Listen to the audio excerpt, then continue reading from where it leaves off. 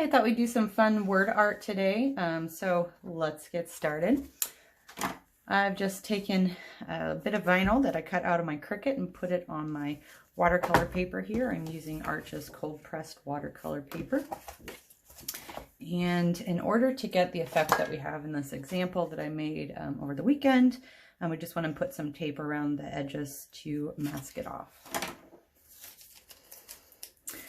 I said I've already applied the word here, and this is just a cutout from my Cricut, and I used adhesive vinyl and then applied it directly to the watercolor paper.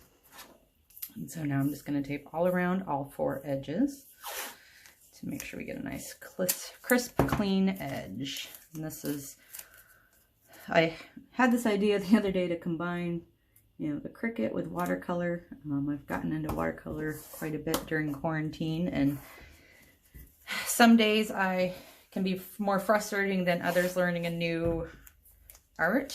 So this is something that was simple and really rewarding when you go to pull off the tape and you've got these nice crisp clean edges. It was very satisfying.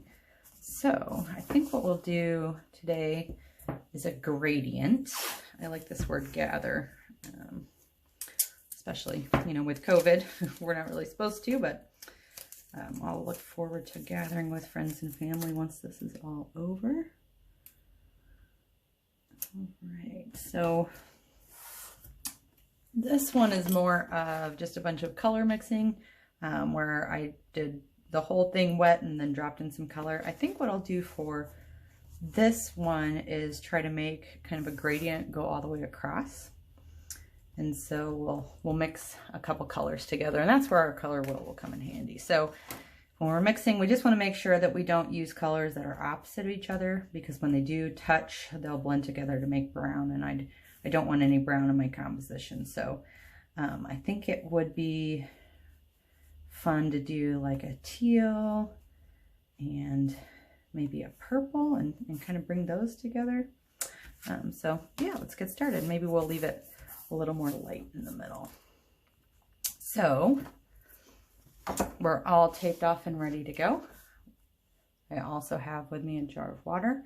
So I'm going to start off by just getting the entire surface wet. And actually to do this, I think I'm going to grab one of my bigger, just a big flat brush that we can use to just wet this whole surface. So we want to get it nice and wet evenly, kind of have that water soak into the paper a little bit. And I did run my finger over this lettering really well to make sure it was adhered to the paper, so we weren't going to get any leaks through.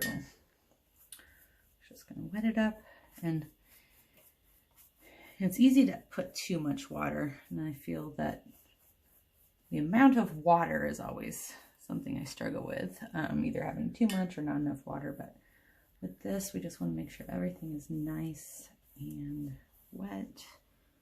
Again, not that it's puddling everywhere, but kind of starts to soak into the paper. So I think that's pretty good. Okay, you can see if I tilt it, we have nice like sheen to the paper. So it's wet, but it's not pooling. Okay, so now the fun part, we get to start adding color. So we said we would do an aqua. We have a little bit of cerulean blue. So I have a turquoise. I might try the turquoise. So let's pull in our palette here. And start with a little bit of this turquoise here. And I'm just going to go right into the paint. This is going to be like a gradient wash. And just go right in with that pigment. I'm just applying it, you know, at the darkest at the edge. And I'm going to just kind of add water to my brush as I go to thin it out so it's more pigmented toward the left. It kind of starts to fade into a light blue. There's no right or wrong way to do this. This really is letting the watercolor do its own thing. And so I think maybe in between our aqua and our purple, maybe we can do a pink over here. Let's do like a pinkish red on the other side. So kind of bringing that right into the middle. And then, ooh, I think I'm gonna grab Opera Rose. So Opera Rose is a very, very vibrant pink. Actually, I think this is gonna end up being very similar to the one I did previously. This was Opera Rose and some blues. So this is from the Professional series, and it's a very vibrant pink, as you can see here. So we're gonna apply that directly to the right side. I think we'll get just a little bit more pigment here. There we go. I'm even gonna rotate. Sometimes it's easier to just rotate your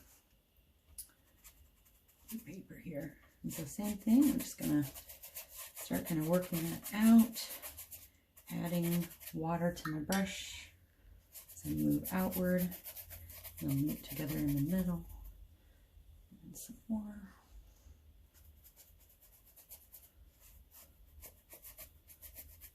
You can see how as you drop it in, it kind of does its own thing, but we're trying to control it just a little bit. And if I just kind of meet there in the middle, maybe it'll form a purple, maybe not. This is really kind of an abstract way to do a watercolor painting. Applying this wet on wet technique and letting the paints kind of go where they want.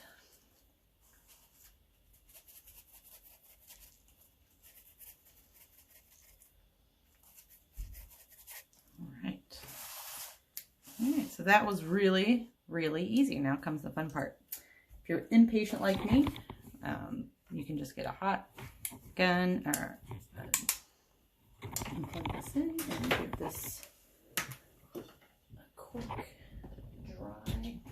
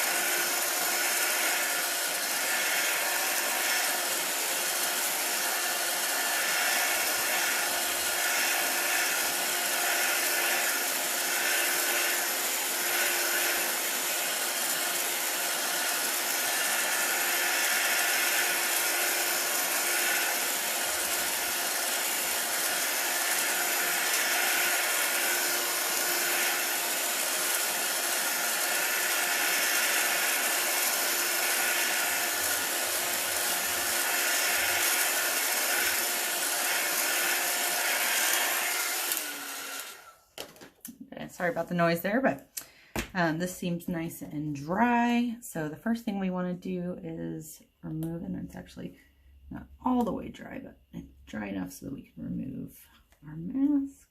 Oh, look at that. It's so rewarding to peel these off. Go. You can see, even though it's that light wash in the middle, contrasting against the white letters, you can really see the difference. T, A, and the G. All right, oh, that looks really nice. Okay, and so now for the best part, peeling off. There you go. So easy, so quick. Again, if you don't have a Cricut, you can always just use masking fluid and paint it on and then peel that off. But there you go. Real quick and easy way to make some art that is something you might actually want to hang in your home.